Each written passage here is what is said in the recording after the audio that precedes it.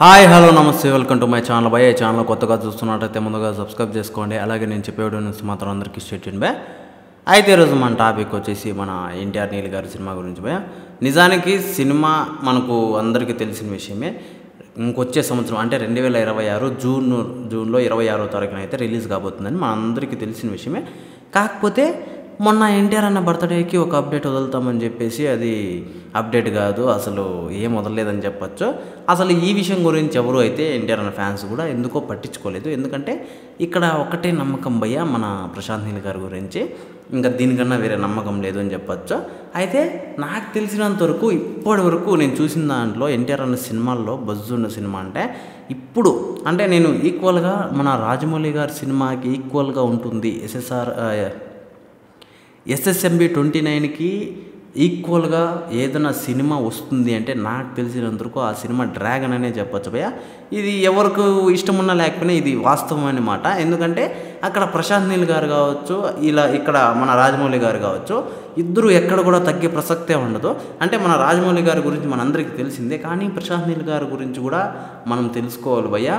ఏదో నార్మల్గా మొన్న సలార్ సినిమా జస్ట్ 600 కోట్ల వరకునే రాబట్టింది అంటే దాంట్లో కొన్ని కారణాలు ఉన్నాయి భయ్య. అది కూడా వచ్చేసి అంటే ఆయన ముందుగానే చెప్పారు, ఉగ్రం స్టోరీనే మళ్ళీ రీమేక్ చేసినట్టుగా కొంచెం హైలో చేశాను ప్రభాస్ గారితో అని చెప్పేసి కూడా చెప్పుకుంటూ వచ్చారు. కానీ ఒక్కసారి ఊహించుకోండి, అసలు ప్రశాంత్ నీల్ గారు ఎలాంటి సినిమాలు చేయగలరో మనం చూసాము. కేజీఎఫ్ కావచ్చు, కేజీఎఫ్ 2 కావచ్చు, సలార్ కావచ్చు. అలాంటిది ఇప్పుడు డ్రాగన్ అది కూడా ఒక డ్రీమ్ ప్రాజెక్ట్ లాగా చేస్తున్నారని చెప్పేసి మనందరికీ తెలిసిందే.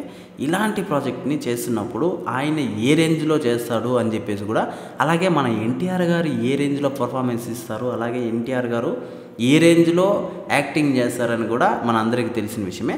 అయితే ఇందులో ఇంకో మ్యాటర్ వచ్చేసి మన రష్మిక గారు అయితే ఒక ఐటమ్ సాంగ్లో ఉన్నారని చెప్పేసి కూడా ఒక చిన్న న్యూస్ అయితే వచ్చింది. అది ఇప్పటివరకు క్లారిటీ లేదు, అంటే నిజమా అబద్ధమా అని చెప్పేసి క్లారిటీ లేదు.